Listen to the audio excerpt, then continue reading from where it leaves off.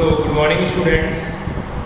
जैसा कि अपन ने कल अपना WRE का फर्स्ट यूनिट का फर्स्ट लेक्चर कंप्लीट किया था और उसके बाद अपन सेकंड लेक्चर आज चालू करने जा रहे हैं। ठीक है, जैसा कि हमारा यूनिट जो फर्स्ट था उसका नाम था इंट्रोडक्शन ऑफ इरिगेशन।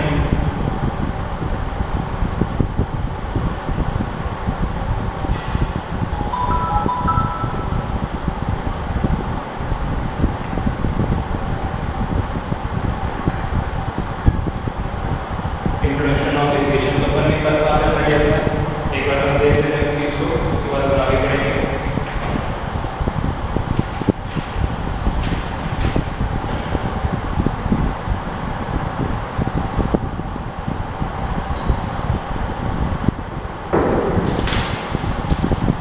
तो बेसिकली अपन कल अपन ने फ्लो चार्ट कर लिया था जिसके अंदर सरफेस और सब सरफेस फ्लो ऑफ इरिगेशन जो होते हैं, जिसके अंदर मैंने सरफेस फ्लो के अंदर मैंने फ्लो एंड लिफ्ट पढ़ लिया था। एंड फ्लो के अंदर कौन सा पढ़ लिया था? मेरिडियन, जिसको हम कंट्रोल बोलते हैं, और सेकंड कौन सा था? फ्लड, जिसको हम इनंडेशन बोलते हैं। आज हम पढ़ने जा रहे हैं सब सरफेस फ्लो के जो दो टाइप होते हैं। पहला होता है नेचुरल। सब सरफेस के कौन कौन से होते हैं कल मैं लिखवा चुका हूँ।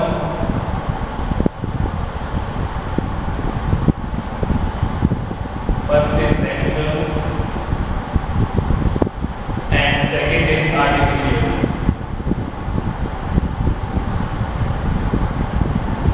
Second is artificial. तो जैसे कि बता चुका हूं मैं, नेचुरल आर्टिफिशियल नाम से तो लग रहा है। अच्छा, पहले तो देखते हैं कि सब सरफेस फ्लो क्या होता है। सब सरफेस मतलब जो सरफेस के नीचे फ्लो हो रहा है उसको क्या बोलते हैं? सब सरफेस फ्लो। अब इसके अंदर दो टाइप है, नेचुरल या आर्टिफिशियल। तो नेचुरल मतलब क्या हो गया? जो पानी मेरा खुद ही आ रहा है, सीपेज के थ्रू आ रहा है, बह के आ रहा है, कोई सरे वहाँ से आ रहा है या फिर कोई होल सरे वहाँ से आ रहा है नीचे, उसको बोलते हैं नेचुरल। आर्टिफिशियल जो हम खुद सरफेस के नीचे पाइप प्रोवाइड करा रहे हैं। पाइप्स होते हैं, पाइप्स के अंदर क्या परफोरेशंस होते हैं, पाइप्स के अंदर आप होते हैं छोटे छोटे होल्स होते हैं, उसके थ्रू जो पानी आ रहा है उसको हम बोलते हैं आर्टिफिशियल फ्लो। नेचुरल फ्लो क्या हो गया? जो नेचुरल खुद ही आ रहा है। तो उसमें देख लेते हैं एक बार। स्टार्टिंग के एक लेक्चर में थ्योरेटिकल पार्ट है, बाकी अभी ये आज हम कुछ न्यूमेरिकल भी सॉल्व करेंगे। तो देखो, सब सरफेस फ्लो के अंदर क्या होता है? In this method irrigation water is applied in sub surface condition, for example directly into the root zone of a given crop. अगर एक क्रॉप है, डायरेक्ट जो पानी प्रोवाइड करेंगे सरफेस के नीचे उसको हम बोलेंगे सब सरफेस फ्लो। उसके बाद it is further classified into two following types. First is natural, second is artificial. Okay, तो नेचुरल के अंदर मैं बता चुका हूँ पहले जो लीक होके पानी आ रहा है, सीपेज के थ्रू पानी आ रहा है, तो क्या बोल सकते हैं उसको? Leakage water from channels etcetera goes underground and during passage through the subsoil it may irrigate crops on lower elevation. No doubt, तो जो पानी लीकेज के थ्रू आ रहा है, सीपेज के थ्रू आ रहा है, उसके थ्रू जो इरिगेशन होगा उसको हम क्या बोलेंगे? सब सरफेस फ्लो के अंदर कौन सा? Natural irrigation. ठीक है, जो कि काम होगा लोअर एलिवेशन पे होगा, क्योंकि हाईयर एलिवेशन में पानी पर चढ़ नहीं पाएगा। हाईयर एलिवेशन में पानी चढ़ने के लिए हमको कुछ ना कुछ मैकेनिकली काम भी लेना पड़ेगा, मैनुअल चीज़ें काम लेनी पड़ेगी, तभी हमारा क्या रहेगा? हाईयर एलिवेशन चढ़ पाएगा। ठीक, तो व्हेन अंडरग्राउंड वाटर या when underground irrigation is achieved by this simple natural process then it is called natural sub surface irrigation. तो नेचुरल हमने आगे हमारा जो नेचुरली खुद से हो रहा है, आर्टिफिशियली जो हम पैदा कर रहे हैं, जो हम बना रहे हैं, मैन मेड हो गया। क्या इसमें क्या हो गया? पहले system of perforated pipe is artificially laid below the surface. मतलब एक पाइप बनी होती है इस टाइप की, और उस पाइप के अंदर इस टाइप के होल होते हैं, इस टाइप के कुछ होल होते हैं, उसके थ्रू क्या होता है? पानी आता है। तो ये हमने बनाया है, इसमें क्या हो गया? आर्टिफिशियल। मैंने system of perforated pipe is artificially laid below the surface so as to supply irrigation water directly to the root zone, then it is called as artificial subsurface irrigation. Okay, अब मैं एक diagram draw करूँगा आपको। उस diagram के अंदर मैंने natural और आर्टिफिशियल दोनों को दिखाऊंगा, तो इस डायग्राम से बहुत क्लियर हो जाएगा आपका। इस डायग्राम को देखिए एक बार।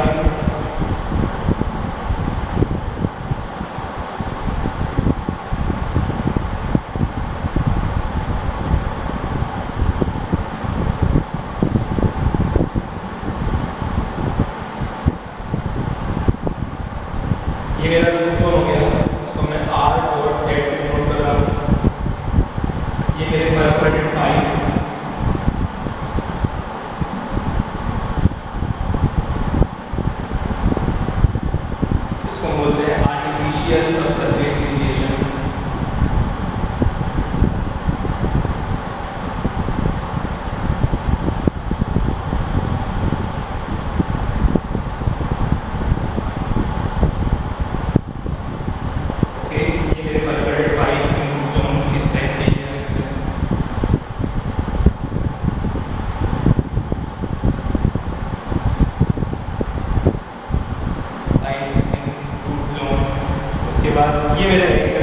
दिया है पूरा ही देखा जाए। अच्छा इसी पे हम दिखाते हैं एक बार।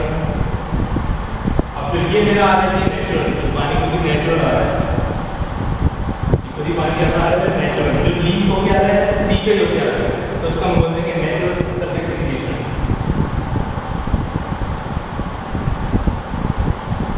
नेचुरल सब सरफेस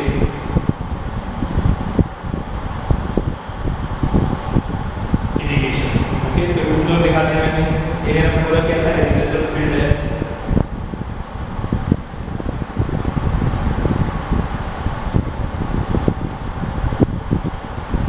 मेरा पूरा क्या है, एग्रीकल्चरल फील्ड है। ठीक है, तो ये जो पोर्शन है वो प्रैक्टिकल पर्पस के लिए कई काबिल होते हैं। तो this is for practical purpose. तो मेरा मेन कंसर्न है मैं आपको किसमें है, आर्टिफिशियल सबसरफेस इरिगेशन जो कैसे हो रहा है यहाँ पर परफोरेटेड पाइप्स के थ्रू हो रहा है रूट जोन के अंदर। दूसरा कौन सा हो रहा है, नेचुरल सबसरफेस इरिगेशन जो कि ऑटोमेटिकली खुद ही हो रहा है, सीपेज के थ्रू हो रहा है या जो पानी लीक कर रहा है। तो इस डायग्राम को ड्रॉ कर लीजिए एक बार।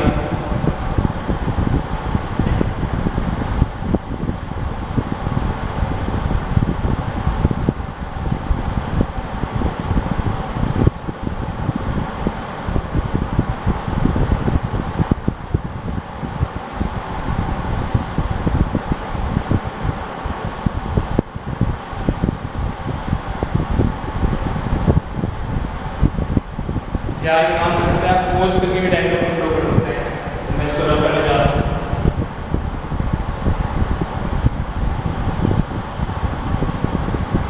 देखो सिविल इंजीनियरिंग सबसे अच्छे इंजीनियरिंग लगती है मुझे, पता है क्यों? क्योंकि इसके अंदर जो चीज़ें हो रही हैं वो हमारे सामने दिखाई देती हैं। स्ट्रक्चर्स पढ़ते हैं अपन, स्ट्रेंथ ऑफ मटेरियल पढ़ते हैं अपन, या फिर फ्लूइड मैकेनिक्स पढ़ते हैं, अभी हम वाटर रिसोर्स पढ़ रहे हैं। इसके अंदर ये जो चीज़ें हैं वो हमको you can feel those things in civil engineering. Okay, इसलिए सिविल इंजीनियरिंग का बहुत इंपॉर्टेंट चीज या फिर कह सकते हो कि it's kind of benefit part. Okay, अब अपन क्या पढ़ने जा रहे हैं नेक्स्ट। अब अपन एक टॉपिक लेंगे जो कि exam GATE ES even SSC JEE conventional point of view से कभी कभार क्वेश्चन पूछ ले जाता है। टॉपिक का नाम है लिखिए टाइम टू रिक्वायर्ड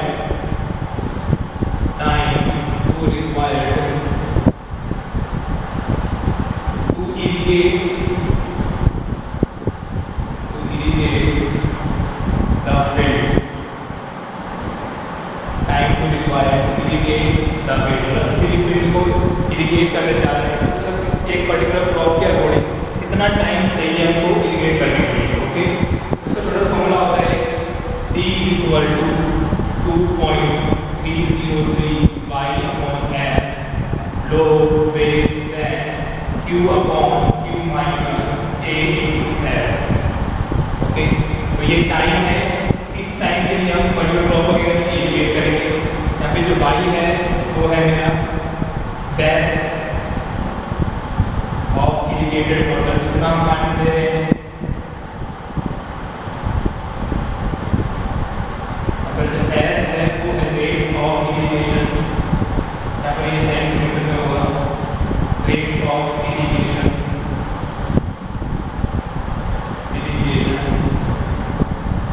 उसके बाद जो वैल्यू है वो डिस्चार्ज को शो कर रहा है।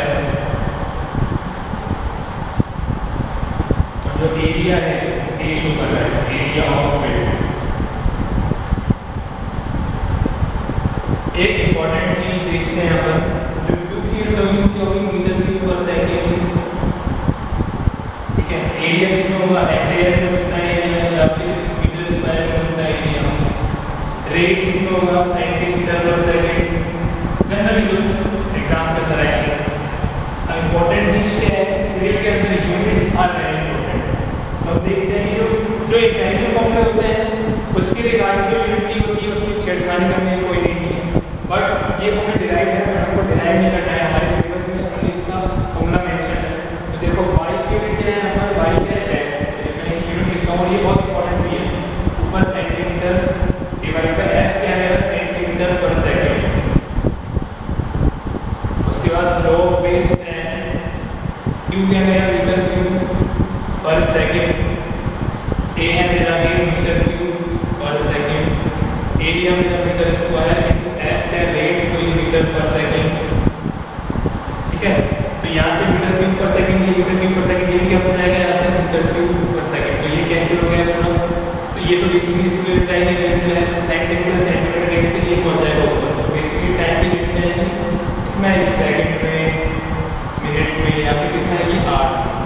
सबसे बेस्ट चीज़ है अगर आप यूनिट के थ्रू आप कैलकुलेट कर रहे हैं, it will be very easier for you to calculate these kind of formulas. कभी कभार एग्जाम्स के अंदर आपको ये दिक्कत होती है कि एग्जाम्स में ऑप्शन भी होते हैं मीटर में, सेंटीमीटर में, फीट में, इंच में, बट लोगों को पता नहीं होता कैसे सॉल्व करना है। तो बेटर है जब भी आप सॉल्व करें साथ साथ यूनिट लिखते चलें। मैं इसके ऊपर एक ड्राइंग कराने जा रहा हूँ तो आपको क्लियर हो जाएगा। तब तक इस चीज़ को एक बार नोट कीजिए, पोज करके यू कैन नोट। एक चीज़ बताते हैं इसके अंदर अपन, अगर मैंने टाइम इसके अंदर एक छोटा सा केस लिख लेते हैं, if time is infinite, time is not infinite मतलब बहुत ज़्यादा है। इनफिनाइट का मतलब लोग समझते हैं कि जिसका अंत नहीं हो रहा है। इनफिनाइट मतलब मैं छोटा सा एग्जांपल देता हूँ, सपोज मुझे ये पॉइंट है, एक बहुत बड़ा सर्किल है, तो ये सर्किल इसके लिए क्या हो गया, इनफिनाइट हो गया, बहुत ज़्यादा टाइम हो गया। ठीक है, जैसे समुद्र की बूंद और समुद्र, तो समुद्र मेरे लिए इनफिनाइट हो गया किसके कंपेयर में, बूंद के कंपेयर में। ओके, यहाँ पर अगर टाइम का इनफिनाइट है, टाइम अगर इनफिनाइट हो रहा है, इसका मतलब ये जो यूनिट है, ये वाली यूनिट, ये भी क्या हो रहा है, Q minus AF will be 0, तभी पॉसिबल है। अगर ये मेरा 0 हो रहा है, इसका मतलब ये नीचे अगर Q upon Q minus AF है, तो अगर ये मेरा 0 हो जाएगा तो ये क्या बन जाएगा, इनफिनाइट बन जाएगा। जब भी हम कैलकुलेट करेंगे तो ये इनफिनाइट दिखाएगा, सिंटैक्स दैट दिखाएगा। ओके, तो Q minus AF equal to 0, इसके लिए 4 मैक्सिमम एरिया निकाल रहे हैं, 4 area maximum. No doubt time मेरा बहुत ज़्यादा हो रहा है, तो नो डाउट जो फील्ड में है, जिस एरिया को इंडिकेट कर रहे हैं, एरिया बहुत ज़्यादा होगा, तो Q माइनस AF जब इसमें Q बराबर A मैक्सिमम इंटू F, ऐसे एरिया निकालना हो, A maximum is equal to Q upon में F। एग्जाम से पूछा ये वाला फॉर्मूला तो था इंपॉर्टेंट, इसको पहले ड्रॉ करना पड़ेगा। और एरिया मैक्सिमम निकालना हो तो अपन डायरेक्ट यूरो में ऐसा करते हैं। ओके, पॉज करके आप उसको नोट कर लीजिए। इंपॉर्टेंट चीज़ क्या है, यूनिट, तो उसका ध्यान रखिएगा। अब मैं इसके ऊपर वैल्यू बनाना चाहता हूँ, इसको रब कर देते हैं।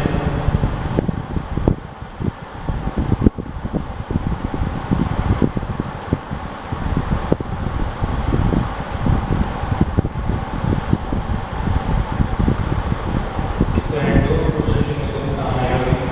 अब क्वेश्चन क्या है, देखिए, find the time required to irrigate a strip of land whose area is, area दे दिया हमको, यहाँ पर क्या कर देते हैं, area is given, मतलब किसी पर्टिकुलर फील्ड को हम इरिगेट करने जा रहे हैं, उसका एरिया दिया हुआ है हमको 0.04 हेक्टेयर।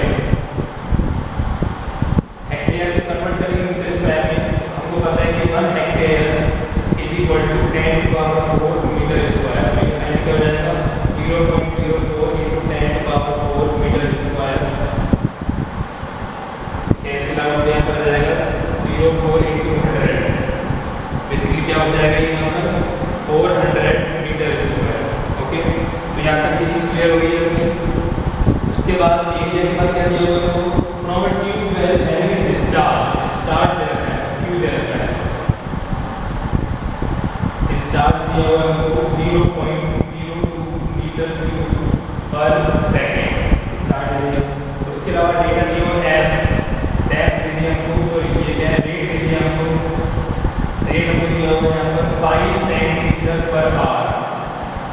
इसका मतलब 1 घंटे के अंदर 5 सेंटीमीटर का पानी इरिगेट कर रहे हैं, तो इसको भी कन्वर्ट कर सकते हैं इसके अंदर मीटर पर सेकंड में, तो 5 centimetre 1 cent divide by 100 metre आ जाएगा। इसमें बता दीजिए इनटू 1 घंटा 1 आवर होता है, सेकंड में होता है 3600 सेकंड।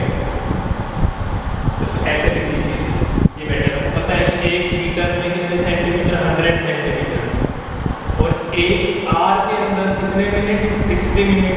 ये बहुत इंपॉर्टेंट चीज़ है, पूरी इरिगेशन काम आएगा। तो 1 मिनट में 60 सेकंड, तो कितने हो गए, 3600 सेकंड। अगर कोई आपसे पूछे कि एक दिन में कितने सेकंड, तो 1 day is equal to 24 hours. 24 as it is, 1 are metre second 3600, जब मल्टीप्लाई करोगे तो ये आएगा 86400 सेकंड्स। ये भी अपन जब सेकंड चैप्टर पढ़ेंगे, इस चैप्टर के अंदर बहुत कॉमन होती है, उसको नोट डाउन कर लेना, बोलना 86400 सेकंड, ठीक है। तो यहाँ पर ये क्या आ गया हमारा, इससे कैंसिल हो गया, ये क्या बच गया 5 × 36 मीटर पर सेकंड, तो 5 6 30, 5 3 15 और 3 180 मीटर पर सेकंड, ठीक है। 5 सेंटीमीटर पर आर था, सेंटीमीटर का मतलब ये मीटर में डिवाइड कर दिया और आर को कर लिया किसमें, सेकंड में, तो मेरा बेसिकली ये आ गया। लेकिन दूसरे के लिए अपन ने 5 सेंटीमीटर पर आर है, एक आर के अंदर हमारा 3600 सेकंड, ओके ये तो नीचे था, सॉरी थोड़ा मिस्टेक हो गया था, इसका ये तो डिनोमिनेटर में था, न्यूमरेटर में नहीं, 5 सेंटीमीटर इसको चेंज करना है मीटर में, तो ये 5/100 ये तो हो गया मेरा मीटर इनटू 1/3600, ये सेकंड ये डिनोमिनेटर में था। तो ये करेंगे तो यहाँ पर दोस्तों 5 मीटर/3600 इनटू 100 सेकंड, इसको ऐसे डिफरेंट तो आगे सॉल्व कर देंगे। और क्या दिया हुआ है इसके अंदर, तो डेप्थ दी गई है, डेप्थ दी गई है पाया वो दिया हुआ है 10 सेंटीमीटर। कन्वर्ट करना चाहो कन्वर्ट करो, अदरवाइज नहीं करना चाहो ऐसे डिफरेंट कन्वर्ट कर देते हैं, तो ये हो गया 0.1 मीटर। अब सारी चीजें इस फॉर्मूले में पुट करना है, सबसे इंपॉर्टेंट चीज होता है कि फॉर्मूले पुट कैसे किया जाए, तो उसको पुट करने के लिए या तो आप एमपीएस में पुट करें, मीटर में हो गया, सेकंड में हो गया, मिनट मीटर हो गया, एमपीएस पुट करें, या तो एमपीएस मतलब क्या हो गया, मीटर किलोग्राम सेकंड, या पुट करें सीजीएस में, सीजीएस मतलब सेंटीमीटर ग्राम सेकंड, या पुट करें ऐसा यूनिट के अंदर, ठीक है। जिससे पुट करना चाहते हैं पुट करें, कोई दिक्कत नहीं आएगी। हम पुट करते हैं यहाँ पे आपके सामने, मैं पुट करने जा रहे हैं फॉर्मूले के अंदर, t = 2.303, ओके। y कितना है मेरा, मीटर पुट करते हैं, तो मीटर पुट करते हैं तो 0.1 एज इट इज लिखना है आपका मीटर डिवाइड बाय f कितना है मेरे यहाँ पर, एज इट इज 5 मीटर, ये चीज बस ध्यान रखना है कहाँ पे लिखना है इसको, अपॉन 3600 इनटू 100 सेकंड, ठीक है, इनटू log बेस 10, q क्या है अपना हमारे पास, तो ये होगा 0.02 मीटर क्यूब पर second. Nobody will cut these kind of answers। आप ऐसे मेरे कोई काटेगा नहीं, मतलब एप्रिशिएट करेगा तो बच्चे ने पूरा यूनिट लिखा है, 0.02 माइनस एरिया कितना है मेरा, एरिया है मेरे पास 400, 0.04 मीटर स्क्वायर था तो कन्वर्ट कर लिया था, ये कितने में 10/4 मीटर स्क्वायर, ऐसे कैंसिल हो गया, 2 ऐसे 200 आ गया, 400 मीटर स्क्वायर 400। ए एफ क्या है यहाँ पर हमारा, रेट है, तो रेट ऐसे लिखेंगे हम 5 स्क्वायर मीटर स्क्वायर इनटू यहाँ पर लिखेंगे तो ये 5/3600 इनटू 100, ये किसमें आ गया, सेकंड में आ गया। तो ये पूरा क्या है, मीटर स्क्वायर था, ये 5 मीटर था, तो ये वाला पूरा टर्म तो कैंसिल हो जाएगा यहाँ से। उसके बाद यहाँ पर ये मीटर से मीटर कैंसिल हो जाएगा, तो टाइम कैलकुलेट करेंगे हम, जब टाइम कैलकुलेट करेंगे तो मेरा टाइम यहाँ पर आएगा 39.05 मिनट। जब आप कैलकुलेट करेंगे तो 39.05 मिनट आएगा यहाँ पर। आपका जो सेकंड में आएगा कन्वर्ट कर लेना मिनट के अंदर, तो पता है कि 1 मिनट के अंदर कितना होता है, 60 सेकंड होता है।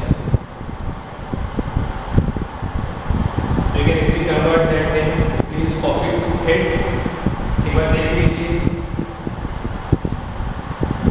और इसी के अंदर अगर एरिया मैक्सिमम निकालना, सपोज करो इसी में कोई निकालना एरिया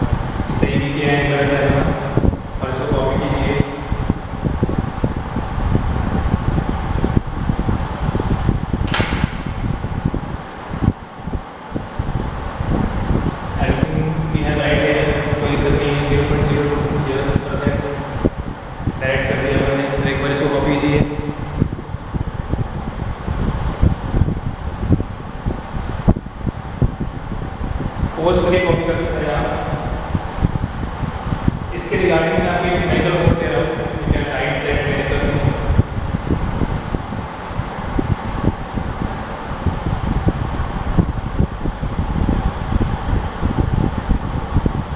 तो आपको मेडिकल लिख सकते हैं, यहाँ पे बोल रहा हूँ मेडिकल, फिर आप सॉल्व करना और बताना कि उसका आंसर क्या आया। सेम थीम पर बेस्ड है, सेम फॉर्मूले पर बेस्ड है, okay.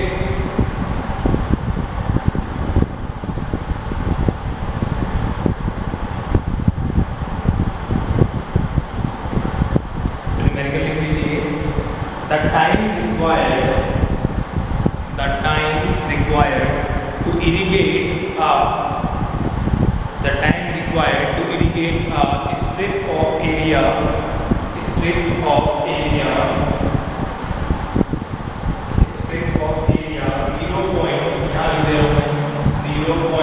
0.203 hectare by a spring discharge of 0.043 meter cube per second. इनको एरिया दे दिया या इनको क्यूब दे दिया। To provide an average depth of wide दे दिया 6.35 centimeter to the filled will be. Assume average rate of infiltration to be F दे दिया 5 centimeter per hour. Okay, again repeating the question.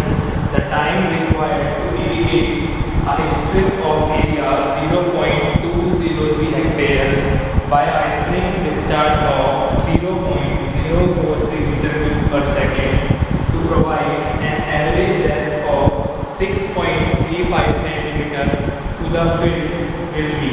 Assume the rate of infiltration to be 5 centimeter per hour. Rate of infiltration बोल तो rate of यहाँ पर क्या हो सकता है, infiltration या फिर रेट ऑफ इरिगेशन। इसकी पानी जहाँ तो नीचे रहा है, समझ आ गया ना, पानी जहाँ तो नीचे रहा है तो उसको इन्फिल्ट्रेशन पढ़ेंगे बना के आपने। ये क्या हो गया बेसिकली रेट ऑफ इन्फिल्ट्रेशन बोल दो।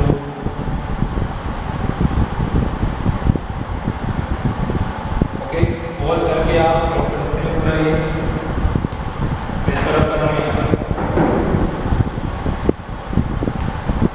इंपॉर्टेंट चीज जो बताया मैंने आपको, यहाँ बताया कि यूनिट्स बहुत इंपॉर्टेंट है। अगर आप फॉर्मूले में पुट कर रहे हैं एमकेएस तो पूरी यूनिट एमकेएस में पुट कीजिए। एमकेएस मतलब मीटर हो गया, किलोग्राम हो गया, सेकंड हो गया। अगर आप सीजीएस से पुट कर रहे हैं तो पुट कीजिए सेंटीमीटर ग्राम सेंटीमीटर। अगर आप स्टैंडर्ड आई ऐसे में पुट कर रहे हैं तो क्या पुट करेंगे, मीटर पुट करेंगे वहाँ पर। तो इसलिए जो भी आप जिस चीज़ को पुट कर रहे हैं तो देख के पुट कीजिए, गलत नहीं होनी चाहिए। एग्जाम्स के अंदर बच्चों से ही गलती होती है, ऑप्शन दिया होता है मीटर सेंटीमीटर किलोमीटर, बच्चों का आंसर आ होता है, गलती करते हैं। ठीक है, क्वेश्चन सलाम का पता रहेगा। तो क्वेश्चन बनाया था, ये क्वेश्चन भी ई से कन्वेंशन है हुआ है, एक बार फिर जे कन्वेंशन भी आया हुआ है। नेक्स्ट टॉपिक है अपना quality of irrigation water. Quality of irrigation water की हम जो पानी इरिगेशन के लिए यूज में ला रहे हैं उसकी क्वालिटी कैसी होनी चाहिए। क्वालिटी ऑफ इरिगेशन वाटर, जो पानी हम इरिगेट कर रहे हैं, जिस पानी को इरिगेशन कर रहे हैं वो किस टाइप की क्वालिटी रखना चाहिए। तो पहला है इसके अंदर sediment concentration. First is sediment concentration. Sediment concentration मतलब उस पर्टिकुलर वाटर के अंदर कितना सेडिमेंट क्या चाहिए, कंसंट्रेशन होना चाहिए। ठीक है, तो यहाँ पर देखते हैं, समझते हैं। देखो क्या है इसके अंदर है, fine sediments from irrigation water are deposited on sandy soils, then the fertility of the land is increase. No doubt अगर हमारे इरिगेशन वाले वाटर के अंदर अच्छे पार्टिकल्स हैं, अच्छे सेडिमेंट्स हैं, तो वो इरिगेशन के थ्रू या क्रॉप को क्या कराएंगे, उसकी फर्टिलिटी को इंक्रीज करेंगे। ठीक है, whereas if sediment are eroded from eroded areas, लेकिन मान लो अगर वो सेडिमेंट वहाँ से हटा दिए गए हैं, इरोजन के थ्रू इरोड हो गए हैं, तो क्या होगा वहाँ पर उसकी जो लैंड की फर्टिलिटी है वो क्या रहेगी, रिड्यूस हो जाएगी। इसलिए हम बात कर रहे हैं सेडिमेंट कंसंट्रेशन। जो मैं बोल रहा हूँ उसकी मैं पीडीएफ आपको लिंक नोट डाल दूँगा, तो आप थ्योरेटिकल पार्ट वहाँ से नोट डाउन कर सकते हैं। मेडिकल क्वेश्चन है कवर है properly, don't worry about that. Second क्या है मेरा, concentration of, second is concentration of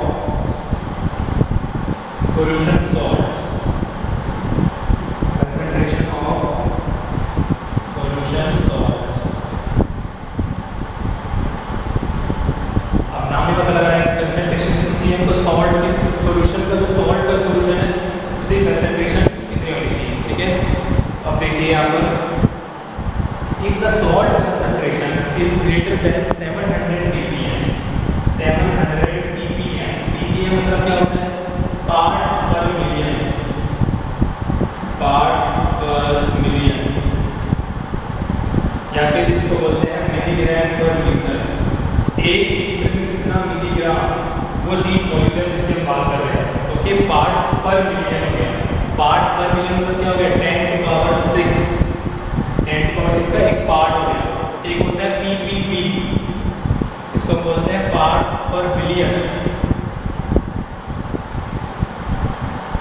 parts पर मिलियन में 10 टू पावर 9 हो गया, 10 टू पावर क्या हो गया, 9 हो गया। तो अगर यहाँ पर क्या बोल रहा है, अगर सॉल्ट की कंसंट्रेशन 700 ppm से ज़्यादा है, then the irrigation water is harmful to some of the plants, then harmful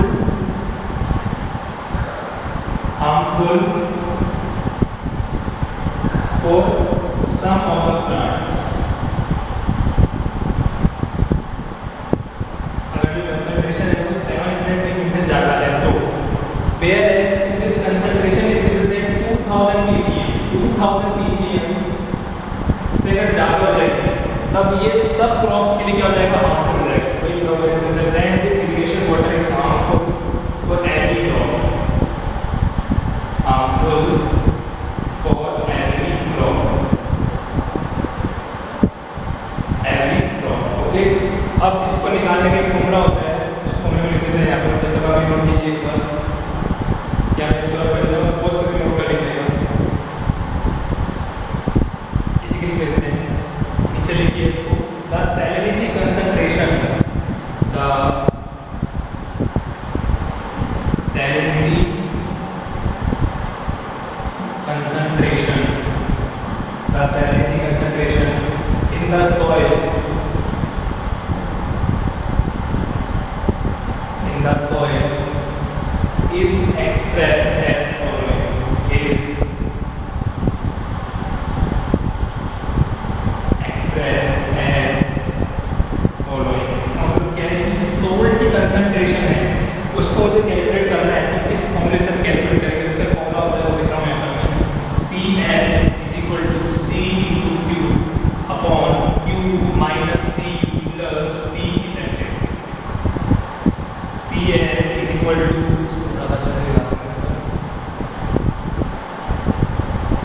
QL, CS is equal to C into Q upon Q minus